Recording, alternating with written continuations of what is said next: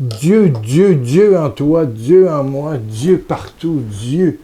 Dieu amour, Dieu ami, Dieu miraculeux. Wow! On est mardi. Quelle date aujourd'hui? C'est le 14? 14 juin. Au moment où je te parle, je suis en voiture et je m'en vais pour 3 jours de vacances. Loin de Québec, la capitale de la province de Québec au Canada, dans une pourvoirie de pêche. Depuis ma tendre enfance, j'avais peut-être pas 10 ans, mais j'allais tous les soirs pêcher la truite au bout du lac où mon papa louait un chalet. Donc, là, je suis quelques jours avant avec mon coffre à pêche. En arrière, vous avez mes 2 cannes à pêche. Une un petit peu plus longue si je suis assis en avant du bateau. Des fois, on est 3. Ça, c'est tous mes gréements de pêche. Ah oui. Ça fait du bruit pour attirer les gros poissons. C'est pour la dorée. J'en ai pour la truite, la dorée, le poisson la dorée, qui est extraordinairement bon, la chigan. Oh, j'en ai de toutes les couleurs et de... Faut faire attention parce que c'est piquant. Donc, je dois faire un beau nettoyage avant de partir pour être certain que lorsqu'on va être dans le bateau, je vais avoir tout ce qu'il faut pour... Essayer de tasser ça. Pour essayer de prendre quelques truites demain ou cet après-midi en arrivant. Oui. Ben, merci. J'ai dit, je vais faire une émission, mais la question est la suivante. Est-ce que... Oh, c'est pesant. Est-ce que Dieu peut se mêler de choses comme le sport? Pour moi, la pêche. Il est arrivé en Afrique que j'avais une équipe de foot, de soccer, comme on dit au Canada, mais c'est football pour les Français. À Brazzaville, il s'est passé... Est-ce qu'il y a des miracles, des prodiges? Est-ce que Dieu peut être encore collé à nous, à toi, à moi, dans des choses, je ne sais pas, une fête d'enfants, un parcours en automobile? Est-ce que Dieu est en tout et pour tout et reste Dieu? Dieu. Aïe. Alors, je me suis dit, aujourd'hui, jeudi, je reviens vendredi, je vais peut-être faire une 3e émission aujourd'hui pour qu'on se parle. Voilà, on continue à avoir notre dialogue spirituel, mais ça va tourner autour du miracle pas habituel. Parce que pour moi, un miracle de Dieu, c'est quelqu'un qui, son cœur, son âme, son esprit est transformé par l'amour que Dieu dépose dans ton cœur, dans ton âme. Tu n'es plus seul. Tu es accompagné. Là, la question que je pose, est-ce que ça peut aller jusqu'à la pêche? Bon, je vais te parler de 2 miracles qui se sont passés à la pêche. Bon, et un autre au football, quand on est en coupe finale. Bon, d'ici à dimanche. Bon. Mais pour moi, le miracle, c'est d'avoir ça. C'est un miracle spirituel, intérieur, dans ton être. Où tu es sûr, la mort n'existe plus. Quand on te dit, monsieur, préparez-vous, c'est la fin. On m'a dit ça il n'y a pas longtemps. Ouais. Ben, tu t'en vas quelque part. Tu t'en vas rejoindre d'une façon concrète, palpable, constante, éternelle ton ami qui s'appelle Papa du ciel, Yahvé Dieu, Allah pour les musulmans, appelez ça, pour moi c'est Jésus. Et tous les saints et la Vierge Marie, et voilà, c'est l'éternité. Une éternité de bonheur illimité, sans qu'aucun mal ne puisse, mal, malheur, malédiction puisse intervenir. Bon. Mais, il y a aussi la foi fait miracle. J'ai vu des gens guérir, j'ai vu des aveugles voir, j'ai vu des sourds entendre. Oui, j'ai vu des cancers, dégage, partir. Oui, j'ai vu tout ça. Mais est-ce que dans une partie de pêche, ça peut aussi... Est-ce que Dieu peut aussi manifester sa divinité parce que tu es son ami, et puis tu t'es levé le matin, puis tu as dit dans ta prière du matin, « Seigneur, aujourd'hui, je vais à la pêche. J'étais au Mexique, à Acapulco, qui est une baie. Acapulco est au milieu, il y a 15 km d'hôtel, là. Et évidemment, devant la cathédrale, le port de pêche. Et un monsieur du groupe C'était un groupe que j'avais organisé. Les gens prenaient du soleil, mais je faisais 2 conférences par jour. Ça durait 2 semaines. Et l'après-midi, il y avait la messe. Il y avait toujours 2, 3, 4, 5 prêtres qui se joignaient à notre groupe de 100, 150 voyageurs. On appelait ça des vacances plénitude.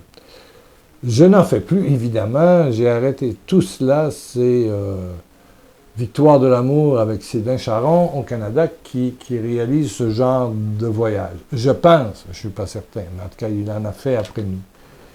Et ça donnait des fonds pour l'œuvre que je dirigeais. Voilà, ça y aurait bon.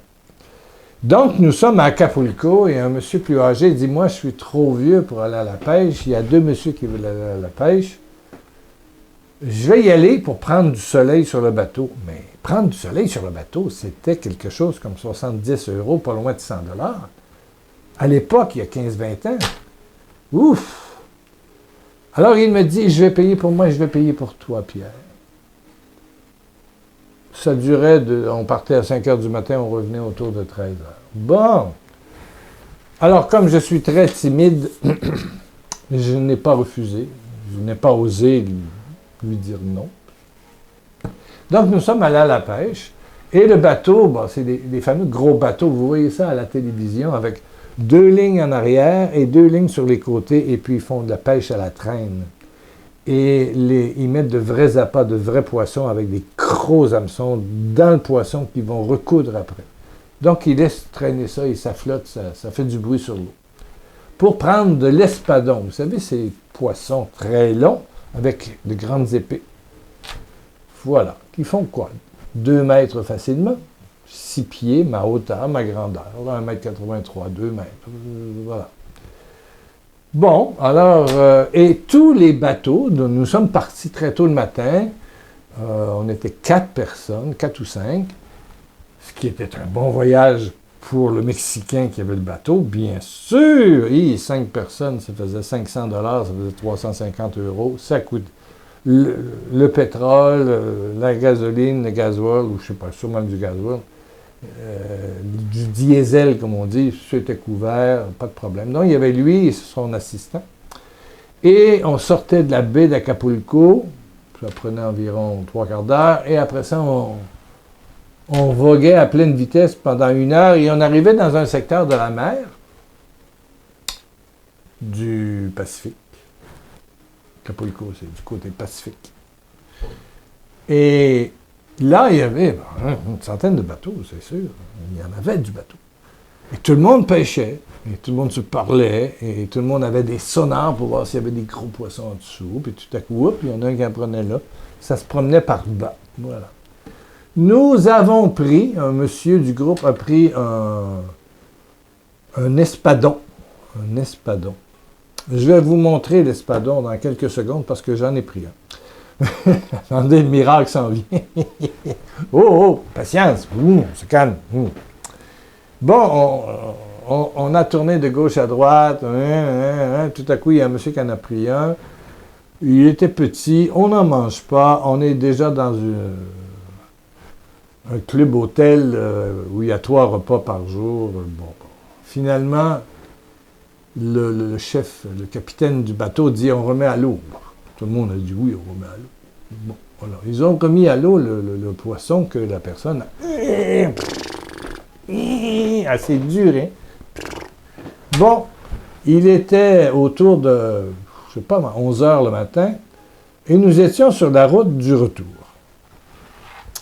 Et j'avais sur la tête ce chapeau, un peu américain, hein? Comme ça. Et voilà. J'avais ce chapeau. Marqué Canada, que j'avais acheté à l'aéroport. Un beau chapeau, hein? C'est Canada, tout ça, la feuille d'érable. Ah non, ça. Donc, il voulait le chapeau. Je pense qu'il dit Garo. Ah, Dami, donne-moi ton chapeau. Bon, je dis, poisson, no pescado, no goro. Si moi je prends poisson, je te donne mon chapeau. Alors, le capitaine regarde partout, regarde le ciel, fait 25 signes de croix. Moi, j'ai mon chapeau tout le temps. Il n'y a pas question de m'enlever mon chapeau, là. Oh, oh, oh, oh, oh, oh, oh, oh, oh, oh. No pescado, no goro. Mais je ne suis pas sûr du mot, comment ça se dit, chapeau, en espagnol, mais je pense que c'est goro. Gora, goro. Mais pescado, goro. Je donne un regalo, je te donne un cadeau. Et là, tout à coup, il va fouiller dans une boîte. Là. Un style de boîte comme ça. Il va dans le fond. Et qu'est-ce qui sort de sa boîte? Une médaille miraculeuse. Une médaille miraculeuse. Une médaille de la Vierge. Oh! Donc là, il va en arrière du bateau. Il fait encore 20-25. On parlait, filles, tout 5 on parle. Nino, Spiritu Saint. Puis là, il prend la médaille de la Vierge, il tire ça. On était rendu dans la baie d'Acapulco. Il n'y a personne qui pêche là. Il n'y a personne qui pêche là. C'est pas la place. C'est 1 heure plus loin dans la mer. Donc, il dit à son assistant, prépare 2 lignes. Donc, il prend 2 poissons, il met l'hameçon, coule poisson, tire les 2 lignes, puis il dit « OK, on avait arrêté le bateau, puis il dit « Avancez. » Et ça n'a pas pris 4-5 minutes qu'un des deux lignes, stunk! Et là, il prend la ligne, il dit au gars « Conduis! » Il prend la ligne, puis là, il laisse vider, parce qu'il y a quelque chose qui est au bout, là. Puis là, il met le frein, là, comme on dit en français, ferré. Il donne pour que l'hameçon rentre bien dans la gueule du poisson. Il dit, assis-toi. Et aussitôt que je suis assis, qu'est-ce qu'il fait? Il prend le chapeau, il me l'enlève. Puis il dit, maintenant, sors ton poisson. 3, c'est quoi cette affaire-là? On est hors zone d'espadon. Et j'ai au bout un espadon énorme, un trophée qui fait 2 fois ma grandeur. Un espadon. Dans une zone, personne ne pêche, il n'y a pas un bateau. Les gens, ils vont beaucoup plus loin, 1 heure plus loin au fond, au milieu de la mer. Ouais. Donc, il a eu son chapeau. Moi, j'ai dit, je garde le poisson. On est rendu, de toute façon, on ne remet pas ça à l'eau. Et en arrivant, on a pris la photo. Il fait moins grand qu'il est, mais imaginez-vous que j'ai 1,80 m. Là, les gens vont se rapprocher. Je vais essayer de vous le montrer. C'est un cadre que j'ai gardé, c'est évident, je veux dire, orgueilleux comme je suis. Je tiens l'épée de l'espadon. L'espadon est pris par la queue ici en haut, mais il fait 2 fois, parce que la queue touche le sol. Alors imaginez-vous que il faisait 3 mètres et quelques et pesait plus de 100 kilos. 78 kilos. Ça m'a pris 1h30. J'ai eu mal au dos 3 jours. Si tu as la foi gros comme un grain de moutarde, tu peux dire à cet arbre, un mûrier, peu importe, déracine-toi, puis va te jeter à la mer. Eh bien, y a-t-il quelque chose de plus inutile que de déraciner un arbre et de l'envoyer dans la mer? Il va t'enraciner dans la mer. Et il va le faire. C'est Luc 17, verset 6. Matthieu 17, verset 20. Je l'ai lu partout. Les apôtres s'en souviennent. Mais j'ai envie de vous dire que l'impossible n'existe pas pour Dieu. L'impossible n'existe pas pour Dieu. Cette photo prise à Acapulco il y a une 20aine d'années,